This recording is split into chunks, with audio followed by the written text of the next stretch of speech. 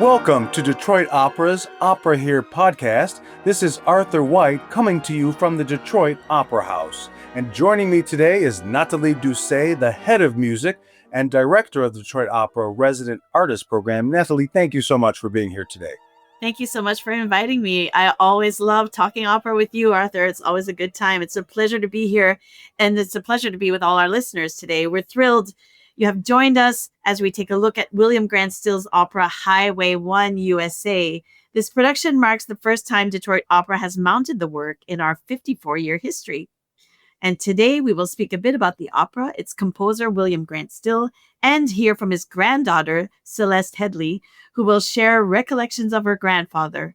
Highway 1 USA is a part of a double bill which opens December 7th and runs through December 13th at the Detroit Opera House. William Grant Still was an African-American composer born on May 11, 1895 in Woodville, Mississippi. He showed musical talent early.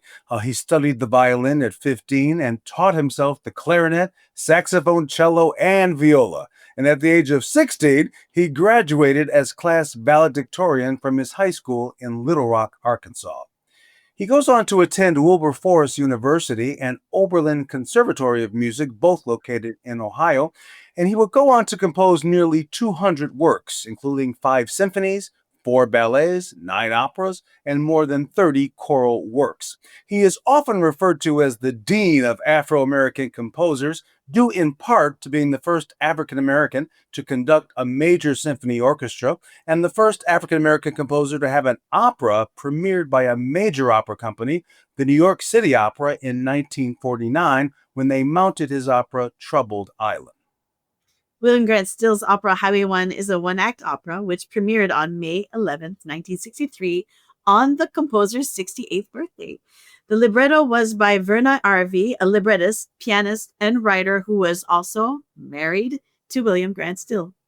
The opera was first composed in the 1940s under the name of A Southern Interlude, but Still struggled to get the opera produced. It would be nearly 20 years in 1963 before conductor Fabian Savitsky invites Still to revise the opera into its final form, the version we will hear in this production at Detroit Opera. Highway 1 USA is a distinctly American story of ordinary people aspiring for the American dream. Still's work celebrates the Black experience in an engaging musical voice, portraying how African American culture is central to the sound of our national identity. The kitchen of a modest house attached to a gas station is the unassuming setting of what the New York Times hailed as a one-act stunner from William Grant Still.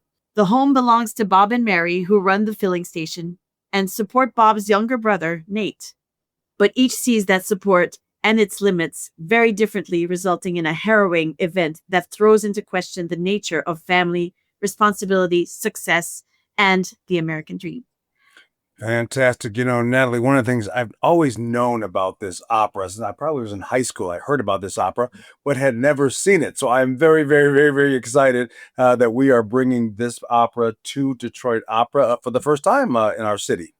It's amazing. And the music is so beautiful, is what I'm noticing as I'm working on this opera with our resident artists who are covering some of the main roles. We have Brianna J. Robinson covering the role of Mary, and we have Travis Leon Williams covering the role of Nate.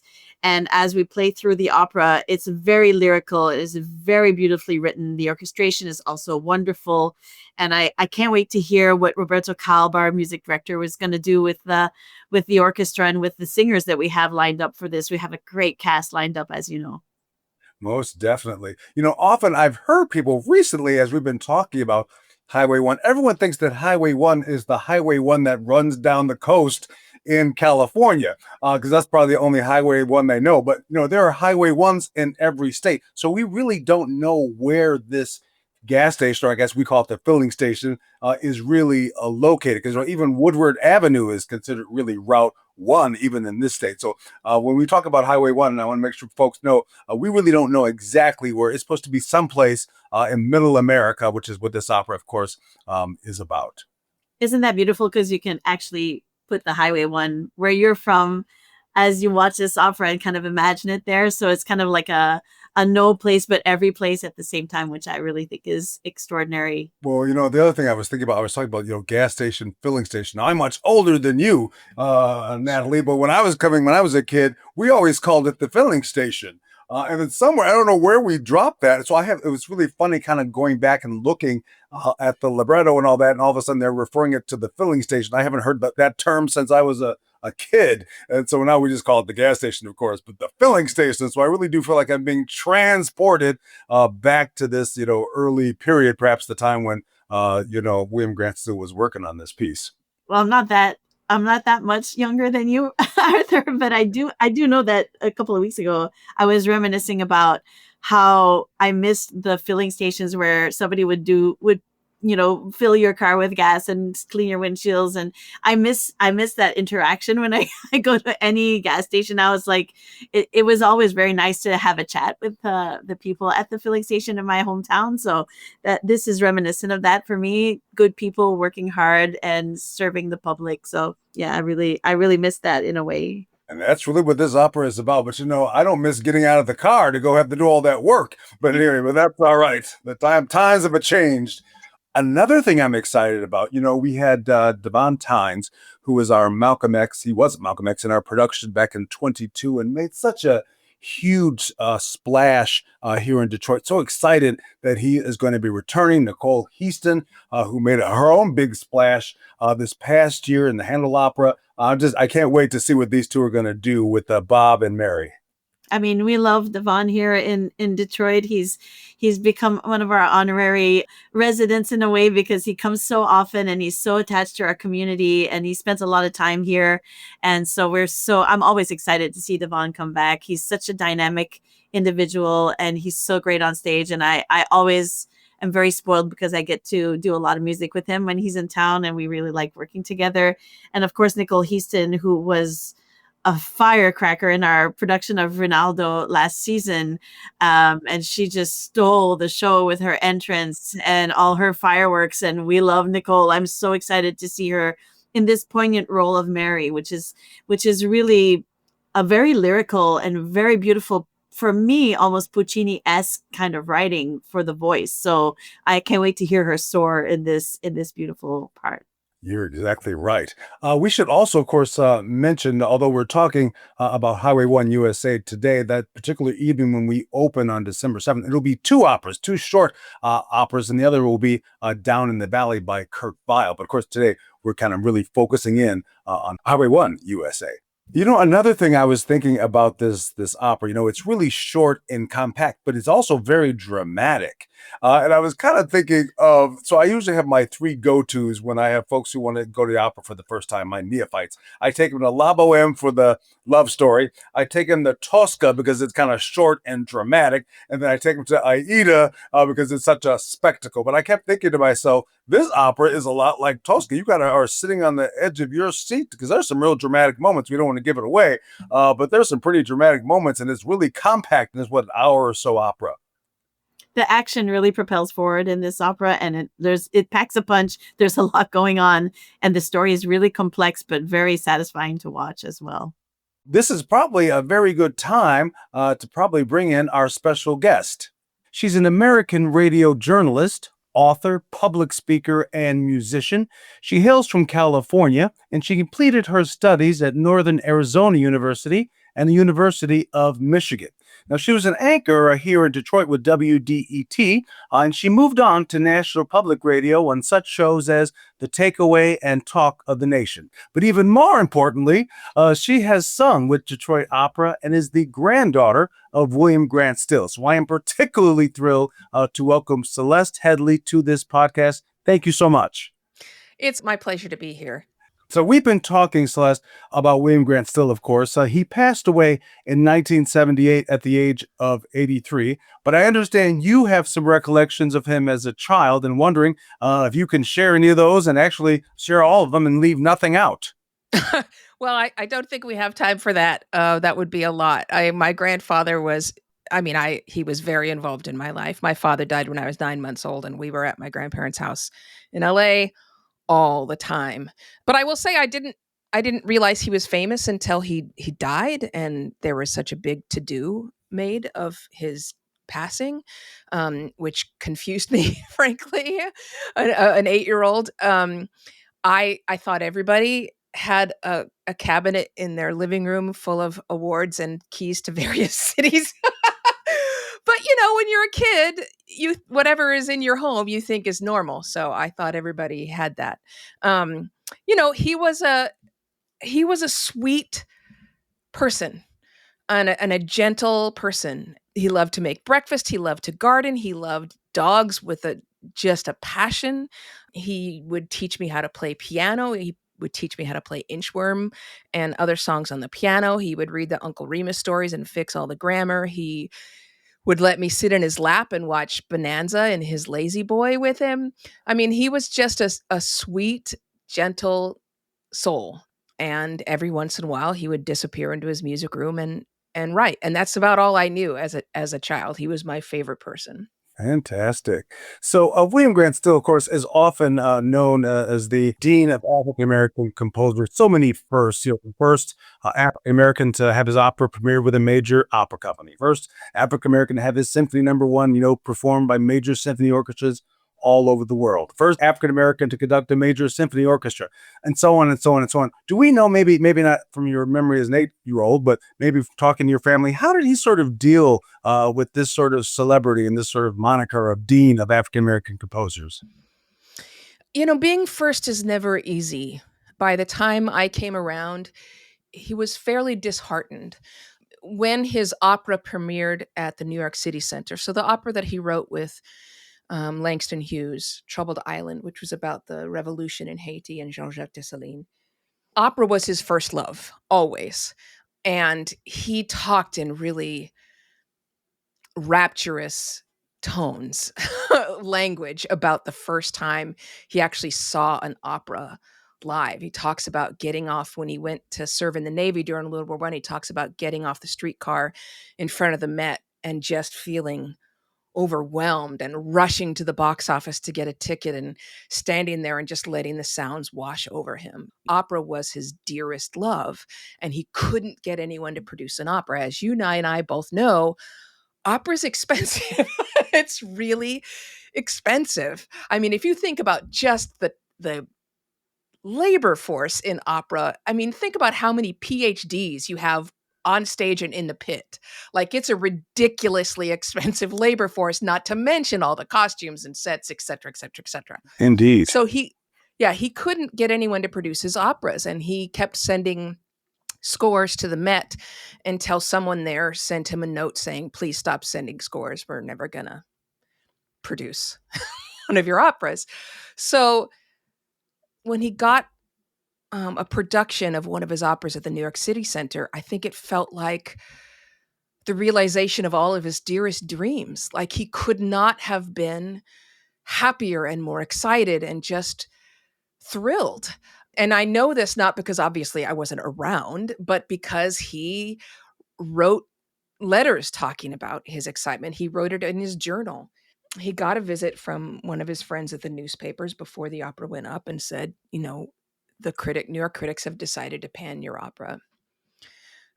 And I just wanted to let you know, because you're my friend. And, we have recordings of, I think it was of dress rehearsal with an audience, but one of the very first performances, and it got like 20 curtain calls. There's a ridiculous number of curtain calls. And yet the critics all panned it and it closed within a week. And I tell you this story because after that, he was a different man. I mean, I think for him, it felt like not only realistically did doors start closing. After that, he definitely wasn't getting the operas produced, but he couldn't get symphonies played. So he would write smaller works. He couldn't get band pieces played. He couldn't get quartets played. He started writing for choir. He couldn't get the choral things performed. The doors really, in a very, had to be to some extent organized way. At least there were conversations happening. The doors were closed to him.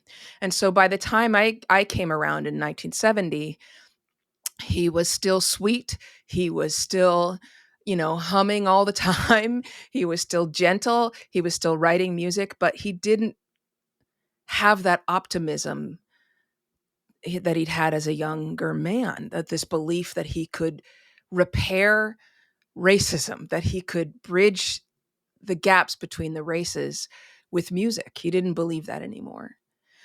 And, interestingly enough, if you look at some of the pictures, Carl van Vechten, the photographer who preserved so many photos of artists from the Harlem Renaissance, had been trying to get grandfather's photo for a very, very long time. And grandfather lived in LA at that point. And so when he came out for the opera, he finally had a chance to photograph my grandfather, but it was after the opera was closed. And you can see in the photos you can just see the devastation. I mean, it's this, looking at some of those photos, it just makes me so heartsick. That didn't change who he was as a grandfather. He was the most loving grandfather I could have asked for. Thought I basically hung the moon, but he was a different person. Got you. This really makes sense because, as I was reading up, particularly on his operatic works, I was noticing that the date that he was writing them and the date that they were being produced were so far apart. We look at Highway 1 that we're going to be doing here at Detroit Opera. He was working on that opera in the 1940s. Well, it doesn't premiere until his 68th birthday in 1963 down in Florida. I was wondering, the original of the opera the working title was Southern Interlude, and I was wondering, it ends up being changed to Highway 1. Do we know why or what might have happened in that time period when it finally did debut? It debuted the form that we're going to see it as Highway 1? No, I mean, I think, interestingly enough, Arthur, if you look at the conductors and the producers who decided to premiere his works, they were I want to be careful here, but almost none of them were American born. Right? Like Fabian Savitsky is the one who premiered Highway 1 in Florida, and he was Russian born, obviously at the New York City Center as well. So there were a number of letters going back and forth between Maestro Savitsky and my grandfather and my grandmother, who wrote the libretto. And somewhere in those letters, it possibly talks about the name change. I haven't studied the letters or remember them well enough. But I think it happened relatively early on that he changed it to Highway 1. Somebody told him, somebody at some point told him that was a better title, and he clearly took that under advisement. Got you. So we talked, of course, you talked a bit about that opera that premiered at New York City Opera, which of course was about the first emperor of Haiti. But then this opera, of course, Highway 1, is really an opera about, everyday people sort of chasing the American dream. Do we happen to know how we came to set this story at all to music or why it was important? I mean, I think he wanted to write a piece that was not quite so expensive to produce, right? He wanted to write one of these chamber operas that would make opera more accessible. And in terms of accessibility, you can see in his journals and his correspondence, he wanted to write a story that was accessible not just in terms of production costs and complications, but also in terms of the subject matter itself. If you go back to his first symphony, he talks about how he wanted to take a genre of music, in this case, the blues, and elevate it into classical form, art music, whatever term you want to use, so that it could be heard in some of the most august halls in the world. And I think he wanted to do the same with the subject matter in Highway 1. These are themes. The themes that that are present in Highway 1 are the same ones that are present in every opera, Arthur, you and I have been part of or have seen, right? Like the jealousy and ambition and anger and rage and all of those things you'll see in any opera by Verdi or Puccini or Mozart. But he wanted to create this opera that explicitly laid out the fact that these important themes, these strong emotions, this high level of music is just as relevant to a regular everyday family and a regular everyday life as it is for a princess in a faraway land who's lopping off people's heads. So, I mean, I think that was very, very intentional on his part. So in 1934, William Grant Still receives his first of three Guggenheim Fellowships, and he moves to Los Angeles to work on Blue Steel, and he ends up working on Troubled Island, the opera that ends up being debuted at New York City Opera. And you mentioned it earlier, Langston Hughes is the librettist, and I guess he's traveling, I understand, at this time, and so he doesn't finish the libretto, Yeah. and so William Grant Still meets at some point, I guess, during that period, Verna Arvey, who ends up finishing the libretto, and then before the year is out, they end up marrying. I know you're writing a book, I believe, on your grandmother, who was Russian Jewish, born of Russian Jewish. My great grandmother, actually, great-grandmother. William Grant Still's mother. Yeah, Got you.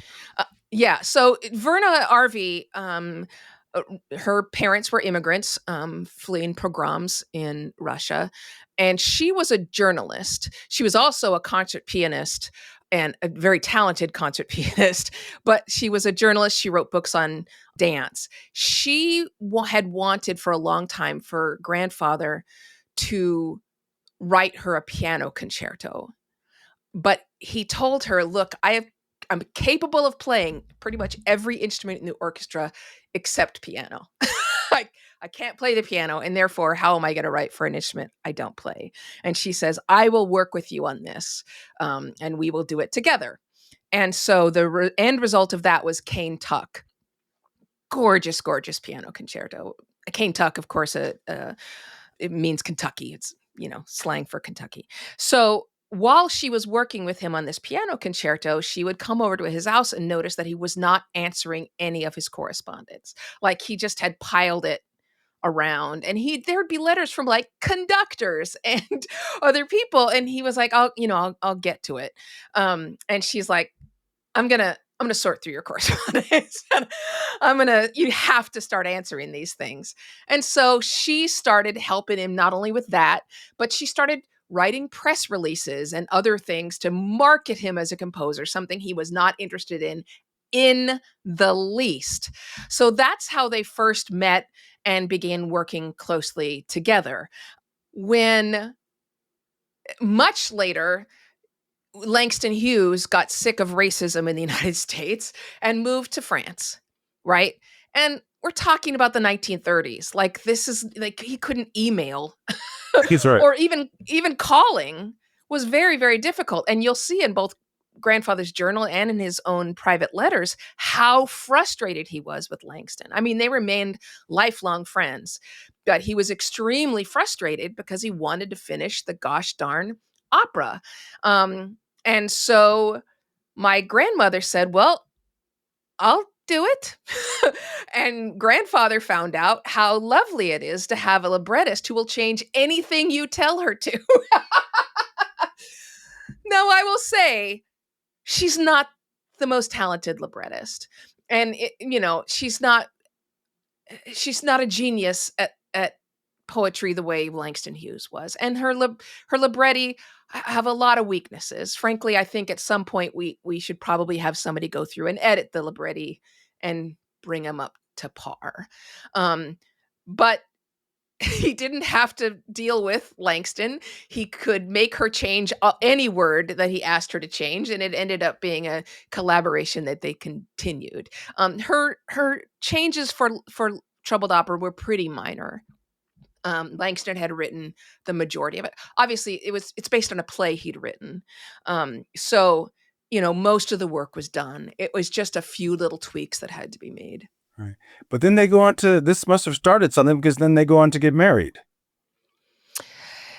Yeah. So at the time when they met, grandfather was still married to his first wife, who was problematic. And that's about all I'm going to say. Extremely problematic. She had eventually, after a lot of drama, ran away to Canada with one of her boyfriends. He remained married to her, mostly because of children, but also because grandfather was very conflict averse. And I don't think he wanted to have to go through divorce proceedings. So it had been years and years and years. And grandmother finally said, you need to get divorced.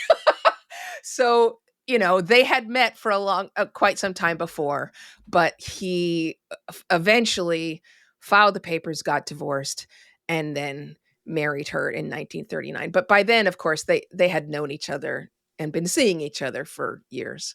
Is it true what I read that interracial marriage was not legal in California, that they had to go to Tijuana to be married? Is that correct? That is correct. Not only was it illegal, not just in California, obviously, but that was a period of time in which people were dragging interracial couples out of their home, burning their homes to the ground, attacking them. Grandfather eventually built a 6-foot fence all around his home to protect his children. But yeah, they had to go to Tijuana. He got a speeding ticket. My grandfather had a notorious lead foot. He got a speeding ticket on the way back. He ended up in a Mexican jail. My grandmother had to go around they didn't have any money, so she had to go around to friends trying to get enough money to bail him out. And that was their wedding night. Wow. Wow. And they were married until he passed away in 76. 78, yeah. I'm sorry, 78. Forgive me.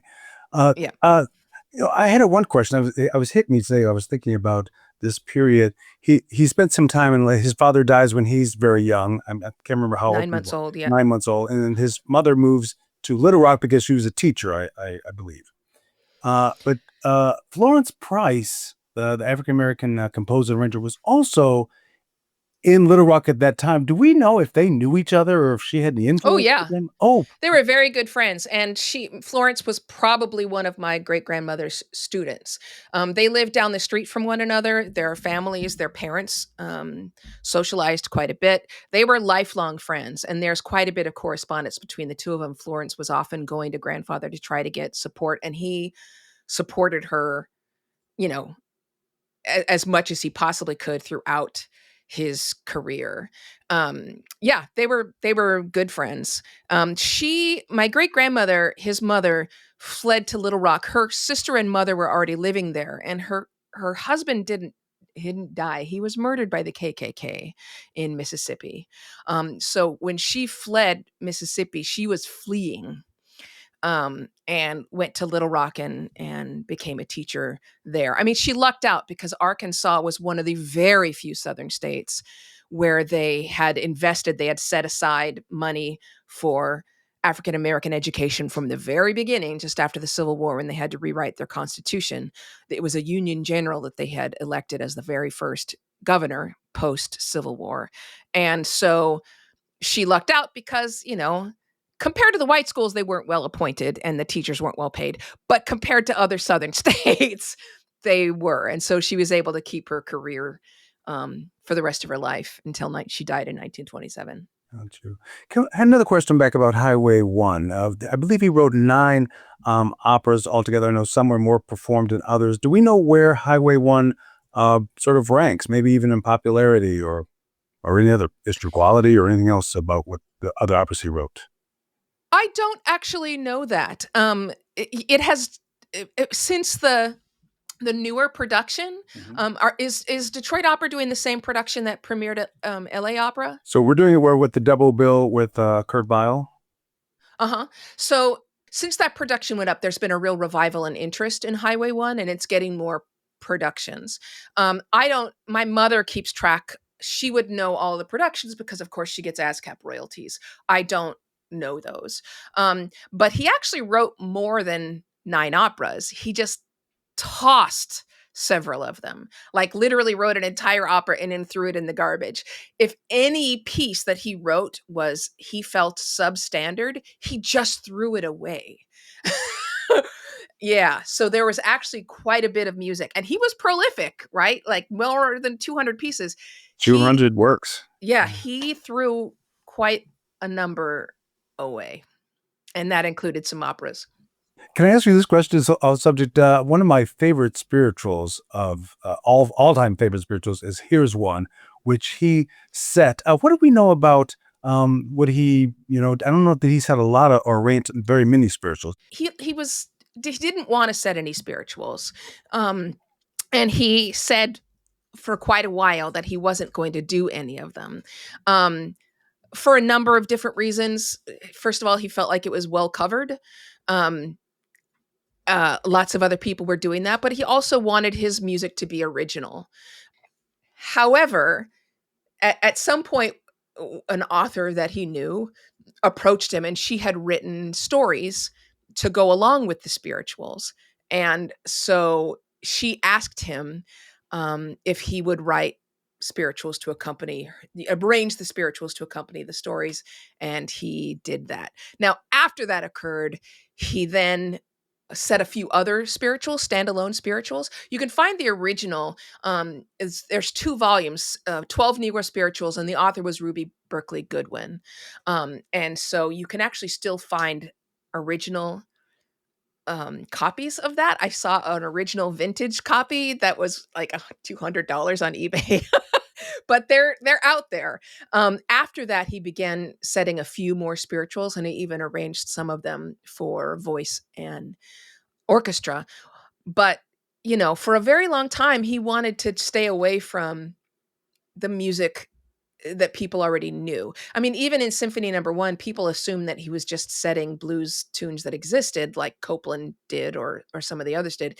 No, that all of those tunes were 100% original, and he was kind of adamant about having the music be original. But yeah, here's one.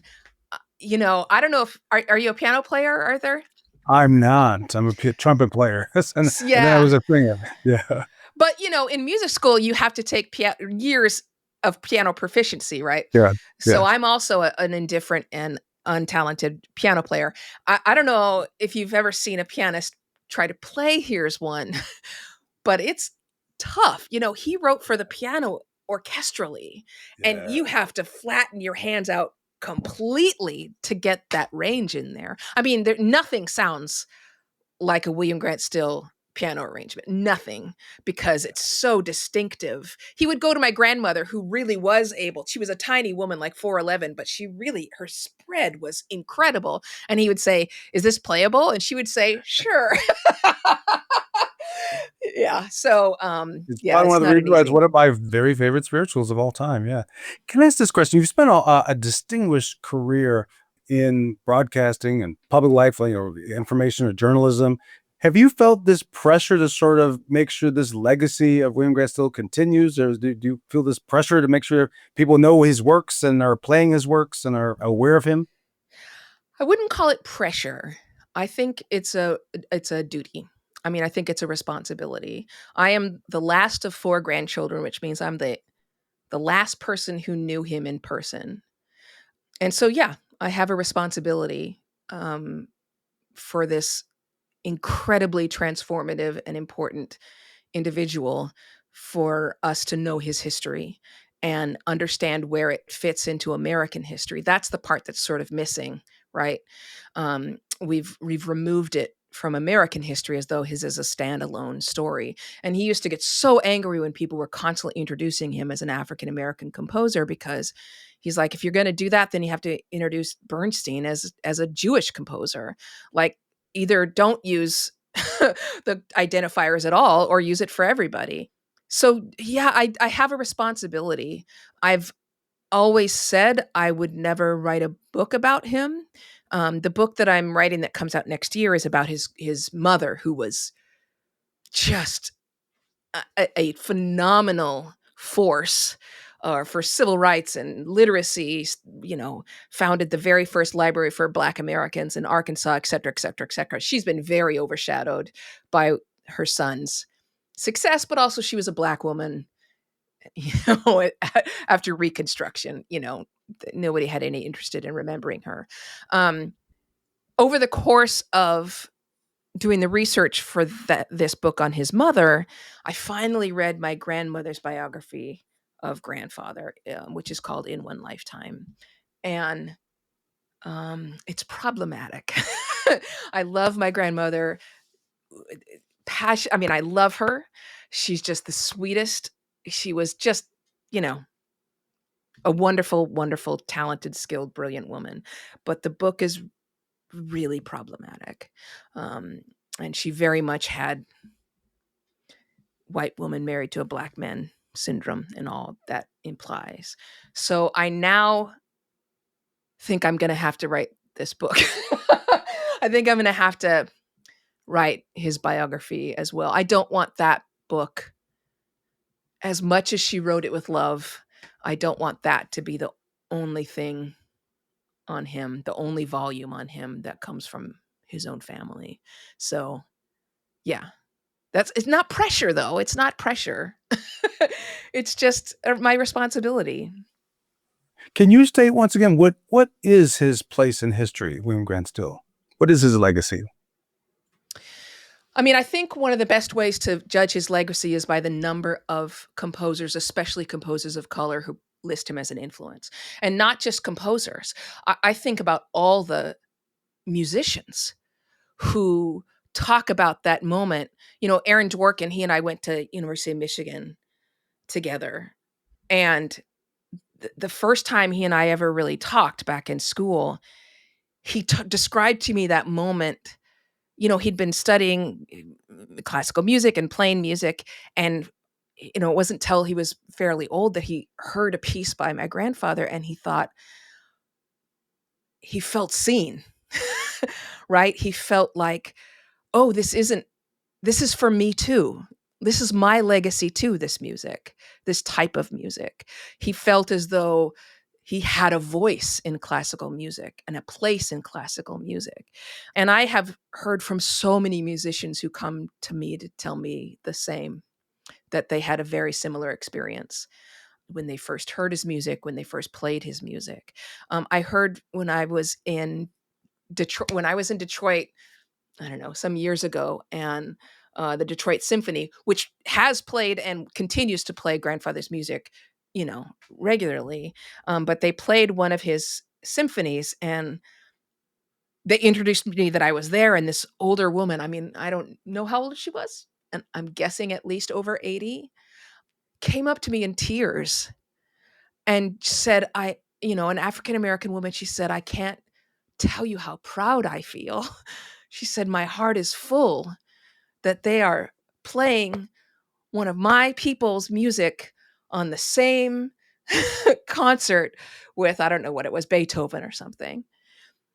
And, you know, we could talk all about his musical legacy. We could talk about the fact that probably he's one of the best orchestrators the United States has ever produced. We could talk about his use of different genres, his use of atonality, his, mentorship with Varese and all of the other things that he brought together, how he really created the sort of American symphonic voice that Dvorak said needed to be created. We could talk all about that.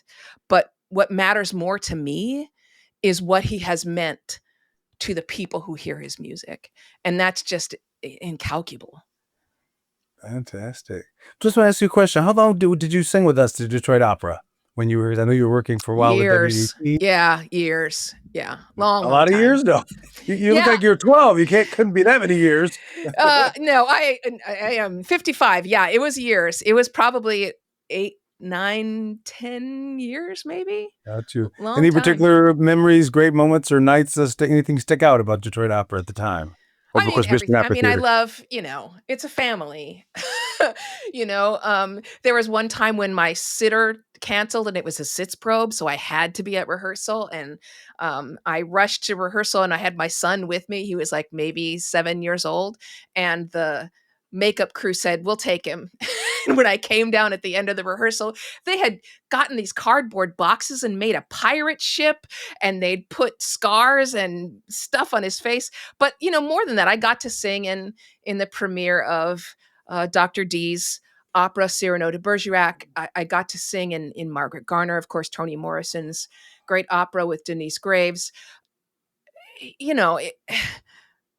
It's impossible to talk about all the incredible conductors I got to work with, all of the musicians. We were a family, and you're doing something that makes you feel like you're making the world a better place. You're making the world a slightly more beautiful place. And I feel like all of us can look around right now and see how important that is. There's nothing but ugliness around us so often.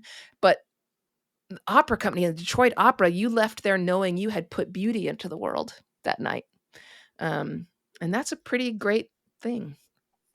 Nathalie, thank you so much for joining me once again today.